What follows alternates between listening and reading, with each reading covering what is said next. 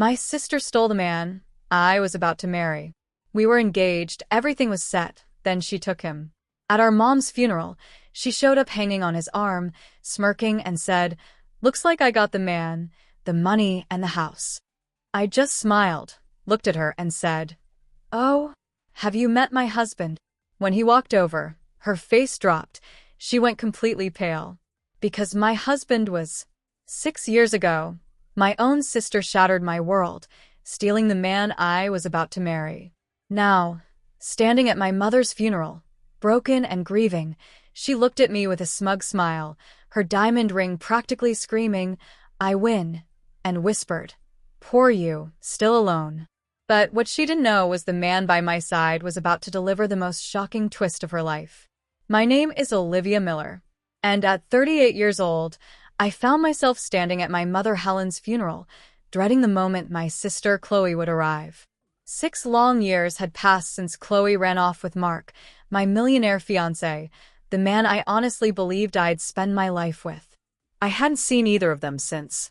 So when they walked in, Chloe's hand flashing that blinding diamond ring, her face a mask of smug satisfaction, I felt this strange, unexpected calm. She had no idea who was waiting to meet her. Helen, my mother, was always the heart of our family. Growing up in our modest suburban home outside Boston, she was the one who taught me about strength, about dignity. We had this incredible bond, one that only deepened as I got older. Even after I moved into my own apartment downtown and built my career as a marketing executive, I called her almost every day. She was my confidant, my advisor, my biggest cheerleader.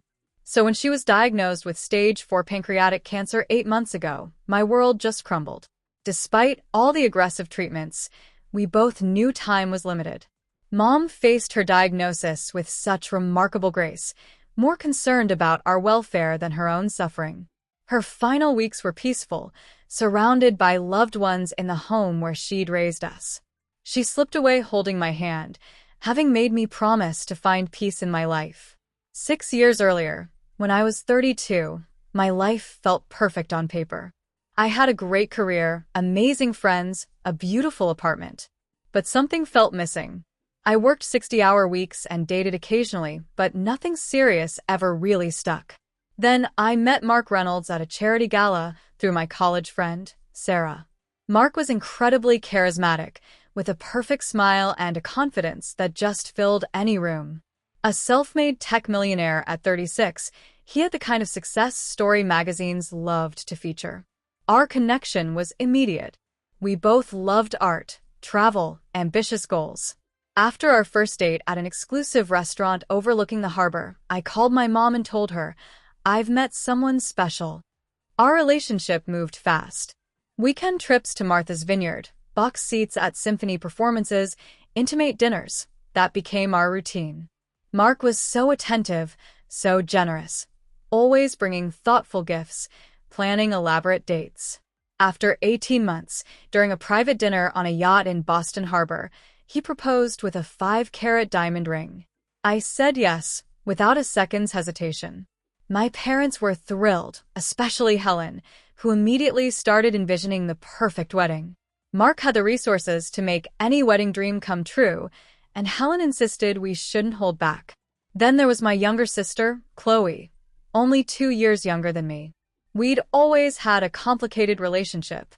As kids, we were close, despite the constant competition. Chloe always wanted what I had, from toys to friends, to attention. If I achieved something, she had to match or exceed it. Mom always tried to keep the peace, giving each of us special time and attention. Despite our history, I chose Chloe as my maid of honor. Mom said it would bring us closer, and I wanted to believe that as adults, we had moved past all that childish jealousy. When I introduced Chloe to Mark at a family dinner, she complimented him excessively. I noticed her touching his arm, laughing a little too loudly at his jokes, but I dismissed it. That's just Chloe being her charming self, I thought. We held our engagement party at my parents' colonial-style home. Chloe helped Mom with decorations, hanging fairy lights across the backyard, arranging flowers. Throughout the evening, I caught Chloe watching Mark across the room. But when our eyes met, she'd quickly smile and raise her glass in my direction. Later that night, as guests were leaving, Mom pulled me aside in the kitchen. "Olivia, dear," she said carefully, arranging leftover appetizers, "I noticed Chloe seems quite taken with Mark." "She's just being friendly, Mom," I replied, washing champagne flutes. "Besides, she's dating David, that pharmaceutical rep." Mom nodded, but she didn't seem convinced. "Just be careful, honey. You know how your sister can get when you have something she admires." I kissed her cheek and assured her everything was fine. We're adults now, Mom. Chloe's happy for me. I'm sure of it. How wrong I was. How painfully, devastatingly wrong. 3 months before our wedding, I started noticing subtle changes in Mark.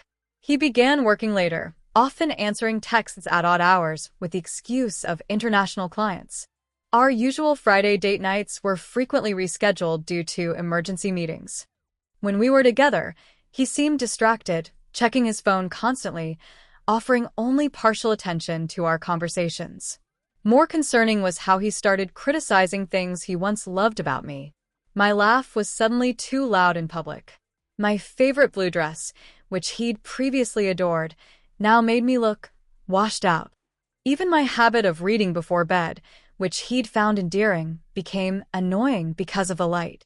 Meanwhile, Chloe started calling more frequently, always with questions about wedding details. "I just want everything to be perfect for my big sister," she'd say.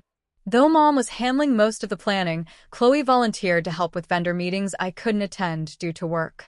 One Thursday evening, Mark and I had dinner at an upscale Italian restaurant. He barely made eye contact, responding to my stories with one-word answers. When his phone buzzed for the 5th time, I reached my limit. "Is there something more important happening elsewhere?" I asked, trying to keep my voice light despite my growing irritation. "Sorry, just work stuff," he muttered, putting his phone face down. You know how it is before a product launch. Later that week, I noticed an unfamiliar perfume on Mark's collar when I was doing laundry. It was floral and heavy, nothing like the subtle scent I wore.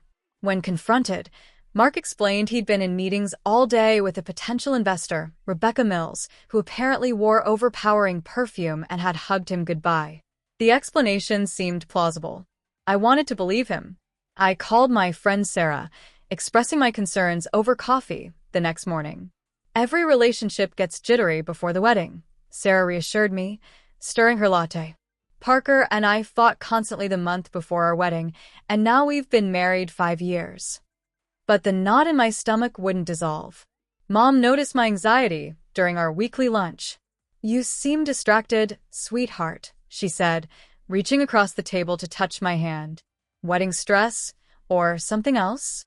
I forced a smile. "Just busy with the final arrangements.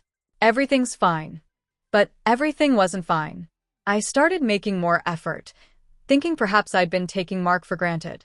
I booked a spa day, bought new lingerie, tried cooking his favorite meals. The more I tried, the more distant he became. Then came the cake tasting appointment, one Mark had been looking forward to for weeks.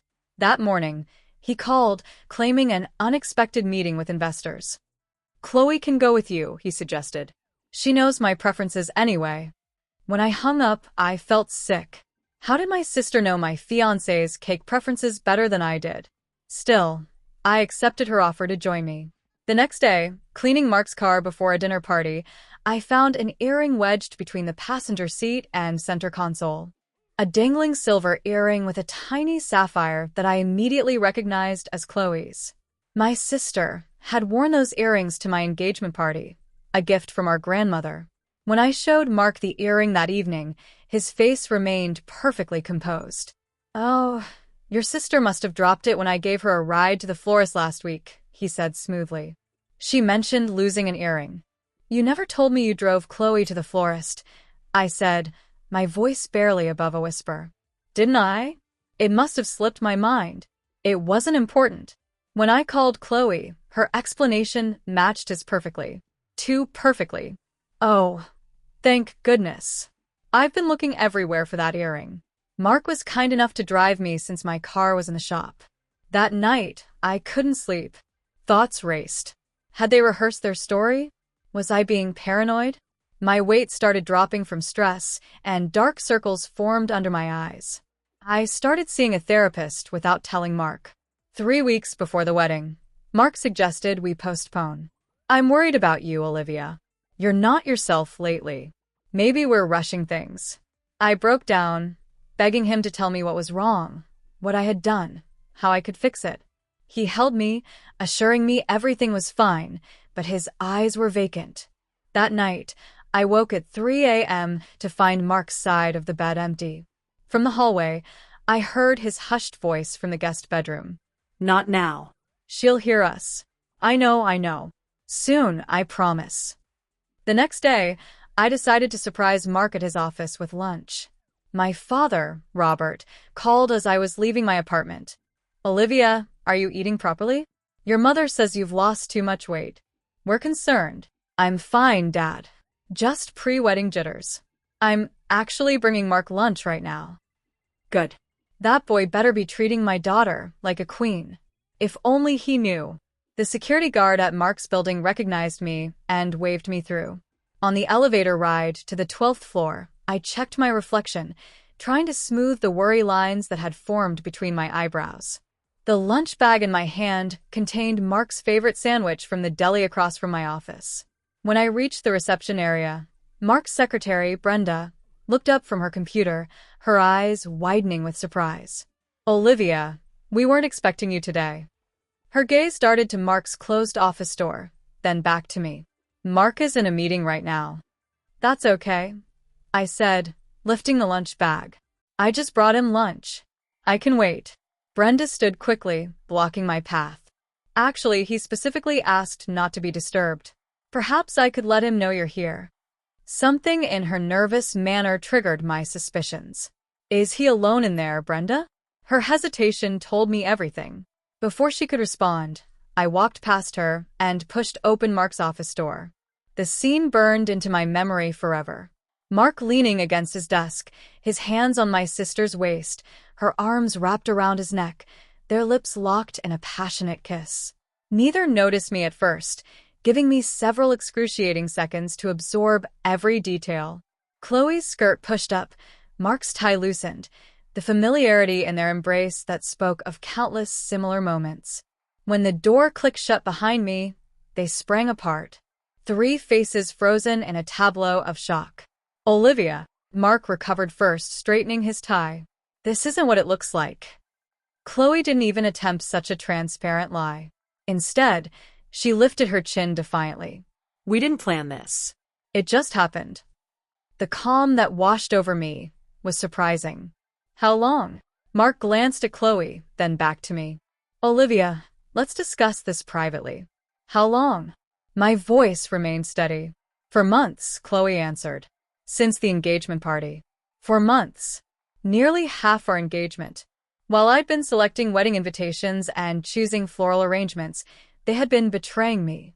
Mark moved behind his desk, distancing himself physically, as if preparing for a business negotiation. I didn't mean for this to happen, Olivia. Sometimes feelings change. I was going to tell you after. After what? After the wedding? After our honeymoon? I was trying to find the right time. His voice had the practiced smoothness he used for difficult client meetings. The lunch bag dropped from my hand. I trusted you, both of you. Chloe at least had the decency to look uncomfortable. It just happened, Liv. We tried to fight it. Don't call me Liv. The childhood nickname felt like another violation. And nothing just happens for 4 months. You made choices. Every secret call, every lie, every time you looked me in the eye, knowing what you were doing. Mark pressed the intercom button. Brenda, please come in. Moments later, Brenda appeared, pointedly avoiding my gaze. Please escort Olivia out. She's upset. I'm escorting myself out, I said, my dignity somehow intact despite feeling shattered inside. You deserve each other. In the elevator, the tears finally came. By the time I reached my car, I was struggling to breathe between sobs. The drive home remains a blur. I only remember calling my mother from my apartment, curled on the bathroom floor, unable to form coherent sentences. Mom and Dad arrived within the hour, using their emergency key. Mom held me while I told them everything. Dad paced the living room, his face growing redder with each detail. "I'll kill him," he muttered, both of them. "Robert, your blood pressure," Mom warned, though her own face showed equal fury. The next days passed in a haze of pain. Mom helped me call vendors to cancel wedding arrangements while Dad handled the financial aspects. When I returned the engagement ring to Mark's apartment, left with the doorman, I couldn't bear to see him. I found Chloe had already moved her things in. Most of her clothes were there, family photos arranged on shelves that once held mine. Mark's email about dividing our shared assets was coldly efficient, mentioning that Chloe had helped him catalog my remaining belongings. The betrayal ran deeper than I initially realized. Through mutual friends, I learned they had been meeting secretly whenever I worked late or traveled. Chloe had pursued him deliberately, finding excuses to see him alone, sending texts and photos when I wasn't around. The scandal spread quickly. Some friends sided with me, others with Mark, citing his influence in the business community. Several admitted they'd noticed flirtation between Mark and Chloe, but hadn't wanted to get involved. Their cowardice stung almost as much as the betrayal. Mom became my lifeline during those dark months. She brought food when I couldn't eat, listened to my tearful rants, and stayed overnight when the loneliness became unbearable. She tried repeatedly to mediate between Chloe and me, inviting us both to family dinners that inevitably ended in intense silence or bitter arguments. During one such dinner, Chloe snapped after I refused to pass her the salt. "You always got everything first, Olivia. The grades, the job, the apartment. For once, I got something before you did." "My fiancé wasn't a prize to be won," I replied, my voice shaking. "He was the man I loved and trusted." Mom put her fork down. "Chloe Marie Thompson, apologize to your sister right now." "For what? Being honest? Mark chose me. He loves me now." I stood, napkin thrown onto my plate. "I can't do this anymore, Mom. I'm sorry." It was the last family dinner I attended with Chloe present. Dad's heart problems worsened from the stress of his daughter's feud, requiring medication adjustments and additional doctor visits. Mom aged years and months, the lines around her eyes deepening as she tried desperately to hold her family together. 6 months after discovering Mark and Chloe's betrayal, I hit rock bottom. My therapist diagnosed me with depression and recommended medication.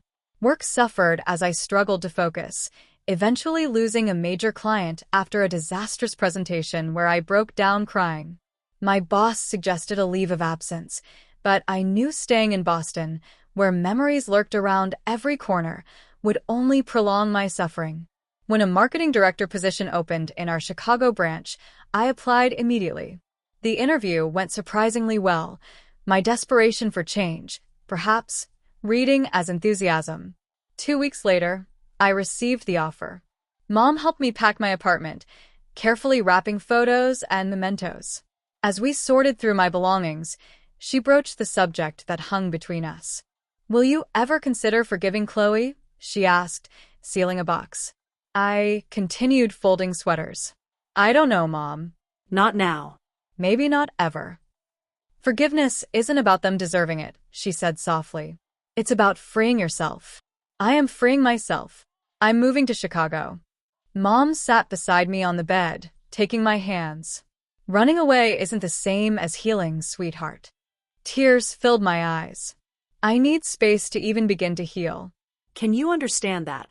She nodded, pulling me into a tight hug. "Promise you'll call. Promise you won't shut us out completely." "I promise." Saying goodbye to my parents was harder than I anticipated. Dad held me longer than usual, his voice gruff with emotion. "You show them, kiddo. Build a life so good they'll choke on their regret." My first weeks in Chicago were lonely and doubt-filled. My studio apartment felt sterile and unfamiliar. I worked long hours to avoid going home to empty rooms, eating takeout at my desk, falling into bed exhausted each night. Then came the news that twisted the knife deeper. Mom called one Sunday morning, her voice cautious. "Olivia, I feel you should hear this from me rather than social media. Chloe and Mark got married yesterday. The small civil ceremony had been featured in Boston Magazine Society pages, Mark's business connections ensuring coverage despite the modest scale. The accompanying photo showed them beaming outside the courthouse, Chloe wearing a simple white dress, my former engagement ring prominently displayed on her finger. That night was my lowest point. I drank an entire bottle of wine alone, scrolled through old photos of Mark and me, and cried until my eyes swelled shut. I called in sick to work the next day, unable to face the world. But something shifted during those dark hours. As morning light filtered through my blinds, I made a decision. This would be the last day I gave them power over my happiness. I deleted all photos of Mark from my phone, blocked both him and Chloe on social media, and took a long shower, imagining my pain washing away down the drain. At work, I threw myself into projects with renewed focus. My boss noticed the change, assigning me to more significant clients. I developed a reputation for creativity and dedication, earning respect in my new office. My first real Chicago friend was Emily Davis, our HR director, who invited me to join her book club. Through her, I met other women, slowly building a social circle. Emily frequently tried to set me up on dates, but I declined each offer. The thought of romantic vulnerability still terrified me. 4 months into my Chicago life, I was sent to a technology conference in San Francisco. On the second evening, I attended a business dinner with potential clients, seated next to Daniel Foster, a tech investor and entrepreneur who had recently relocated from Seattle. Daniel was different from Mark in every way. Where Mark had been flashy and charming, Daniel was understated and genuine. His quiet confidence and thoughtful questions drew people in without demanding attention. When he spoke about his work, his passion was evident, but never boastful. He asked for my card after dinner, and I gave it without expectation. To my surprise, he emailed the next morning asking if I'd like to continue our conversation about digital marketing trends over coffee. Over the next 3 months, Daniel and I maintained professional contact. He referred clients to my agency, and I introduced him to my Chicago business connections. Emily noticed our frequent work lunches and raised an eyebrow. "He likes you, Olivia. And not just professionally." "We're just colleagues," I insisted. "Colleagues don't look at each other the way he looks at you." Eventually, Daniel asked me to dinner at a restaurant unrelated to work. I panicked, almost canceling twice, before forcing myself to go. 20 minutes into the date, discussing our favorite books, I had a full-blown panic attack. My hands shook, breathing became difficult, and tears welled in my eyes. Instead of being embarrassed or annoyed, Daniel moved to sit beside me, speaking calmly until my breathing normalized. He drove me home without pressure or questions. The next day, flowers arrived at my office with a note. "No pressure, no expectations. Just hoping you're feeling better, Daniel." That evening, I called him and shared everything about Mark and Chloe. He listened without interruption, then shared his own story of heartbreak from his past marriage that ended when his wife left him for his business partner, taking half their joint company in the divorce. "Broken trust leaves scars," he said. "Anyone worth your time will understand that healing isn't linear." Over the following months, we built a foundation of friendship first. Daniel never pushed for more than I could give, respecting my boundaries while remaining steadfastly present. For our 5th date, he cooked dinner at his apartment instead of taking me to a crowded restaurant that might trigger my anxiety. When panic occasionally resurfaced, he knew exactly how to help me through it. For the first time since Mark, I began to believe that maybe, just maybe, trust was possible again. 1 year after moving to Chicago, I barely recognized my life. My promotion to senior marketing director came with a corner office overlooking the river. My circle of friends had expanded beyond Emily to include several close confidants. And most surprisingly, I had fallen deeply in love with Daniel. Unlike Mark's flashy courtship, Daniel's love manifested in consistent, thoughtful ways. He remembered small details, like how I preferred oat milk in my coffee or which true crime podcasts I followed. He respected my independence while offering unwavering support. Most importantly, he never compared me to anyone else or tried to change me. I met Daniel's sister, Laura, during her visit from Portland. We connected immediately, exchanging numbers and developing our own friendship independent of Daniel. She told me stories of their childhood in Seattle, painting a picture of the boy who became the man I was growing to love. My relationship with my parents continued from a distance. I called Mom weekly, carefully steering conversations away from Chloe. Dad occasionally joined these calls, his gruff voice softening when telling me how proud he was of my fresh start. I visited twice that year, timing my trips when I knew Chloe and Mark would be away. Mom provided occasional updates about them. Their marriage appeared perfect on social media, Chloe posting photos of luxury vacations and charity galas. According to Mom, they had purchased a large house in Beacon Hill and were renovating extensively. Chloe asks about you sometimes, Mom mentioned during one call. What do you tell her? I asked, stirring pasta sauce. That you're doing well, that you're building a new life. Does she ever express regret? Mom sighed in her way. She gets quiet when your name comes up. My therapy continued in Chicago, my new therapist helping me process the betrayal and build healthier relationship patterns. I learned to recognize my triggers and communicate boundaries effectively. Slowly, the nightmares about Mark and Chloe faded. In June, Daniel surprised me with a weekend trip to Michigan's wine country. We stayed at a charming bed and breakfast surrounded by vineyards, spent afternoons wine tasting, and evenings watching the sunset over Lake Michigan. For the first time in years, I felt completely present and happy, without the shadow of past betrayal hanging over me. On our last evening, walking through a garden filled with early summer blooms at the Chicago Botanic Garden, Daniel stopped beneath a trellis covered in climbing roses. Olivia, he said, taking both my hands in his. This past year, knowing you has been the greatest gift of my life. When he knelt, producing a ring box from his pocket, panic flashed briefly. Images of Mark's proposal threatened to overshadow this moment. But looking into Daniel's eyes, I saw only sincerity and love. I'm not asking for an answer today, he said, seeming to read my hesitation. I just want you to know that whenever you're ready, whether that's tomorrow or next year, I'll be here. Tears filled my eyes, but not from fear or pain. Yes, I whispered. I'm ready now. The ring was nothing like the ostentatious diamond Mark had given me. A simple emerald with small diamonds on either side, elegant and understated, like our relationship. That night, I called my parents with the news. Mom cried happy tears. He sounds wonderful, darling.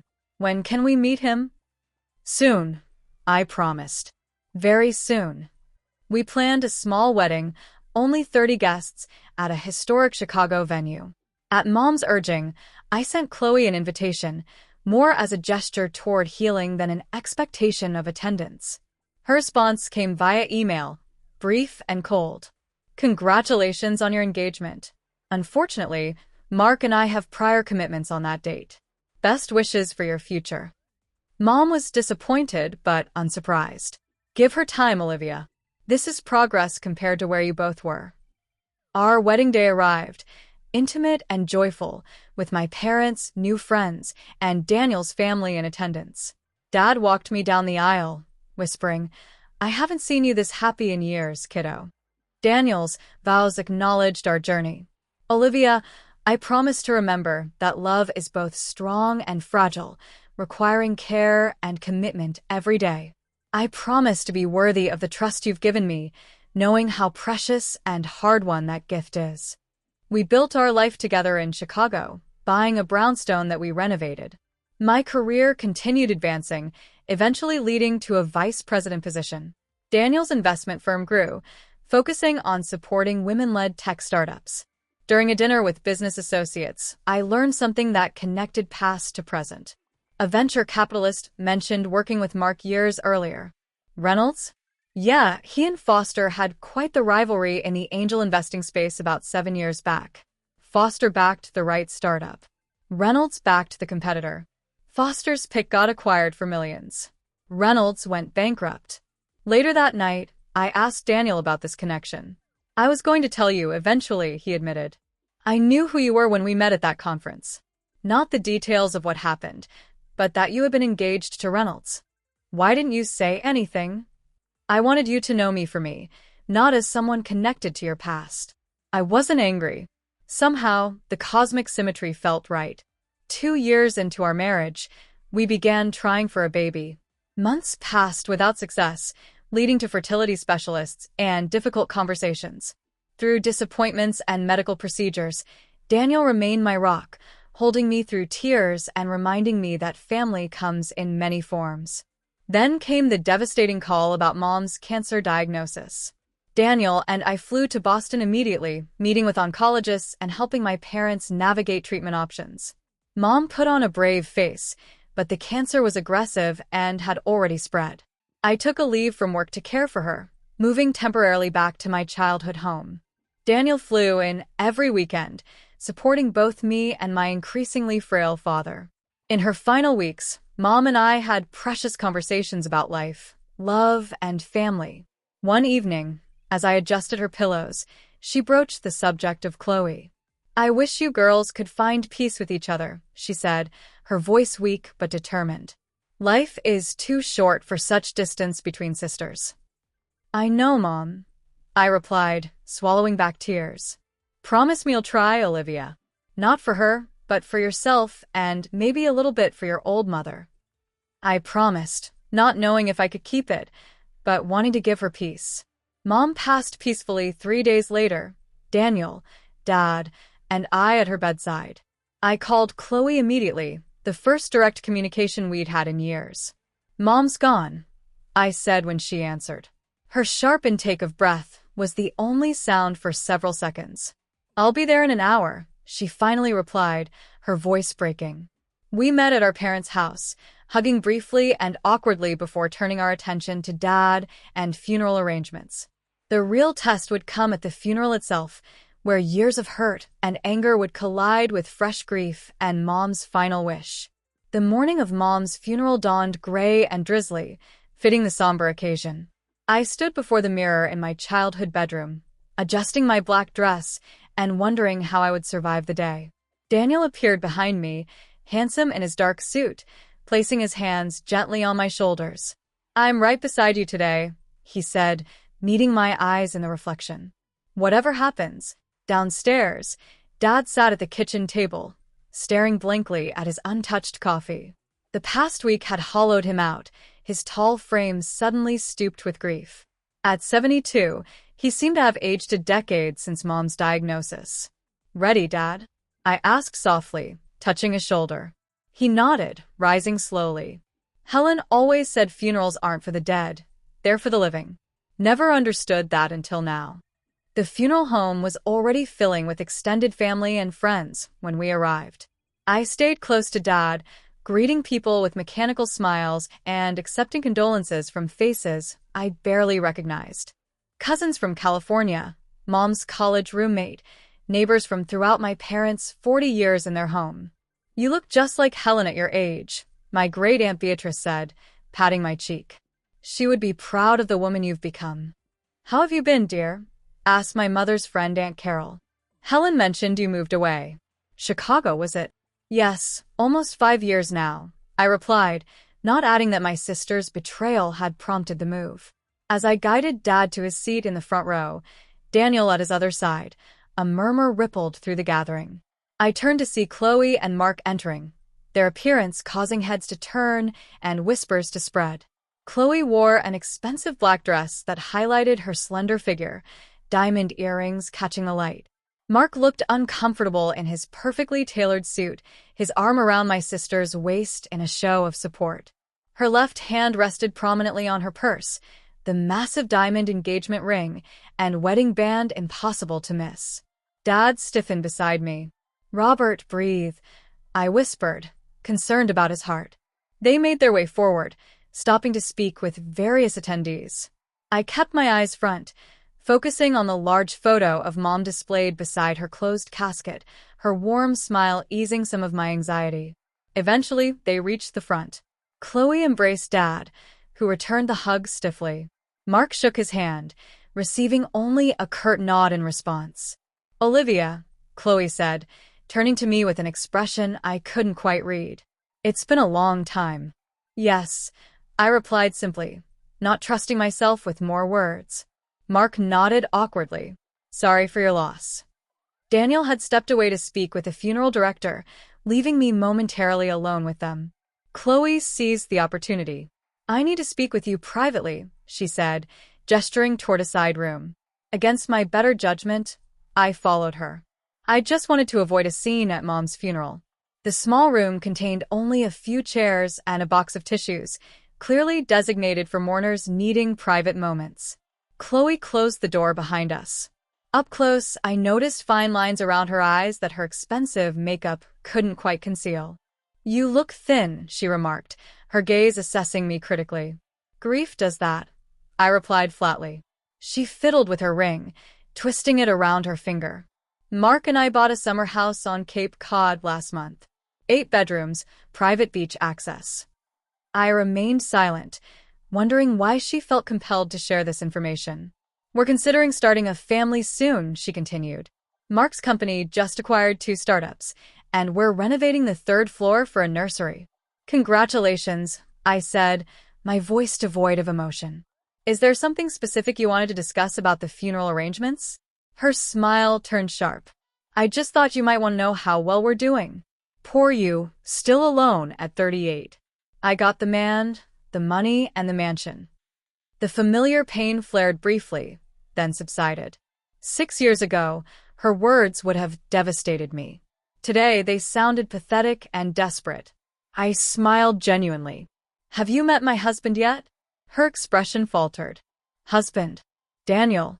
I called, opening the door to find him waiting nearby. Come meet my sister. As Daniel entered the room, Mark appeared behind him, clearly having been watching our interaction. When the men made eye contact, Mark's face drained of color. Foster, he said, his confident demeanor cracking. Reynolds. Daniel's tone remained professional but cool. It's been what, 7 years? Not since Macintosh acquired Initech instead of your client CompuServe, right? Mark swallowed visibly. You two are married? 2 wonderful years now, I confirmed, slipping my hand into Daniel's. Daniel Foster, Chloe repeated slowly. As in Foster Investments. The same, Daniel replied. Olivia and I met at a tech conference in San Francisco. Mark attempted to recover his composure. Foster, we should catch up sometime. I've been meaning to reach out about potential collaborations. My schedule's quite full, Daniel replied pleasantly but firmly. But you can contact my office if you'd like. The funeral director appeared, informing us the service was about to begin. As we returned to the main room, whispers followed us, the connection between Daniel and Mark clearly known in business circles. We had just taken our seats when Dad clutched his chest, his face contorting in pain. Dad. I cried as Daniel immediately called for help. We moved Dad to a private room, the funeral temporarily delayed. A doctor among the attendees examined him, determining it was likely stress and not another heart attack. Chloe followed us, genuine concern on her face. Is he okay? Should we call an ambulance? Her voice shook slightly. The doctor says he's stable, I replied, surprised by her sincerity, just overwhelmed. For 20 minutes, we sat together in awkward silence, united only by concern for our father. When he insisted on proceeding, we returned to the main room, the brief crisis creating an unexpected truce. The funeral itself was beautiful and heartbreaking. I delivered a eulogy highlighting Mom's kindness, strength, and unwavering love for her family. When Chloe rose to speak after me, she faltered after only a few sentences, tears overwhelming her. Without thinking, I moved to her side, placing a supportive hand on her back. It's okay, I whispered. Take your time. She gathered herself, completing her tribute to our mother with stories from our childhood that brought both tears and gentle laughter from the attendees. At the cemetery, rain fell softly as we laid Mom to rest. I noticed Mark standing apart from the main group, checking his watch repeatedly. Chloe remained by Dad's side, her earlier bravado replaced by genuine grief. The reception at my parents' house was crowded with well-wishers, bringing casseroles and sharing memories. Mark drank heavily, his discomfort evident as several business associates engaged Daniel in animated conversation. I overheard fragments about Mark's company struggling with recent acquisitions and wondered if Chloe's boasting had been covering financial troubles. Throughout the day, I maintained the dignity Mom would have expected, focusing on supporting Dad and honoring her memory rather than dwelling on old wounds. As guests began departing, I caught Chloe watching me from across the room, her expression unreadable but somehow softer than before. The day after the funeral, Daniel needed to return to Chicago for an important board meeting. "Are you sure you'll be okay if I go?" he asked, packing his overnight bag. "I can reschedule." "Dad needs help sorting through Mom's things," I explained. "I should stay a few more days." "I'll be fine." After seeing Daniel off at the airport, I returned to my parents' house to find Dad sitting in Mom's garden, a photo album open on his lap. "She labeled everything," he said, showing me Mom's neat handwriting beneath each photo. Said, "Someday we'd appreciate knowing who is who." That afternoon, I began the painful task of sorting through Mom's closet. Each dress held memories. The blue one from my college graduation, the floral print she wore to Sunday brunches, the elegant gray she'd chosen for my engagement party. I found myself talking to her as I worked, telling her about my life in Chicago, my work, my happiness with Daniel. In her bedside drawer, I discovered a journal bound in soft leather. Inside, Mom had written periodic entries over the past decade. Many mentioned her daughters, her hopes for our reconciliation, her sadness at the rift between us. The final entry, dated just 2 weeks before her death, read, "My greatest regret is leaving with my girls still estranged. Helen always fixed things, but I couldn't fix this. I pray they find their way back to each other somehow." The doorbell rang as I wiped away tears. Through the front window, I saw Chloe standing alone on the porch. No sign of Mark's car in the driveway. Dad had gone to his brother's house for dinner, leaving me to face my sister alone. I opened the door, uncertain what to expect. "Hi," she said simply. "Can I come in?" In the kitchen, I made coffee while Chloe sat silently at the table. She looked different without Mark beside her, smaller somehow, less artificially composed. "Where's Mark?" I finally asked, placing a mug before her. "At home. He doesn't know I'm here." She wrapped her hands around the mug, but didn't drink. I told him I needed space after the funeral. The silence stretched between us. Years of unspoken words creating an almost physical barrier. "I'm sorry about yesterday," she finally said. "What I said in that room at the funeral home, it was cruel and completely inappropriate." I nodded, acknowledging her apology without immediately accepting it. "I saw Mom's journal," she continued. "Dad showed it to me last night. Her last wish was for us to reconcile." "I found it too," I replied. "But reconciliation requires more than just proximity, Chloe. It needs honesty." She looked up, tears filling her eyes. "You want honesty? Here's honesty. I'm miserable, Olivia. Have been almost since the beginning." The dam broke then, words pouring out between sobs. Mark had changed shortly after their wedding, becoming controlling and critical. His business had been struggling for years, each new acquisition an attempt to save a sinking ship. The houses, the cars, the vacations were all leveraged on mounting debt. Their marriage was a carefully constructed facade maintained for business connections and social standing. "He monitors my spending, checks my phone, questions my every movement," she admitted. "The Mark you knew doesn't exist anymore. Maybe he never did." "Why stay?" I asked. "Shame," she answered immediately. "How could I admit what I'd done to you? Destroyed our family for something that turned out to be a mirage. And then there's the prenup. I leave with nothing." I pushed Mom's journal across the table. "Read the rest of her entries." As Chloe read, fresh tears flowed. She looked up eventually, her face raw with emotion. She knew. She saw through everything. "Mom always did," I agreed. "I've hated myself for years," Chloe whispered. "Every time Mom mentioned you, every accomplishment of yours she proudly shared, I felt the weight of what I'd done. I'm planning to leave him, Olivia. I've been secretly consulting a lawyer." My feelings were complicated, vindication mixed with unexpected compassion. The sister who had caused me such pain was suffering consequences I wouldn't have wished on anyone. I don't expect forgiveness, she continued. I don't deserve it. But I needed you to know the truth before I blow up my life again. We spent the next hours looking through Mom's belongings together, sharing memories both painful and precious. Chloe recalled Mom teaching us to bake cookies, how she never mixed the separate batches because I liked chocolate chip and Chloe preferred sugar cookies. Remember how she used to leave notes in our lunchboxes?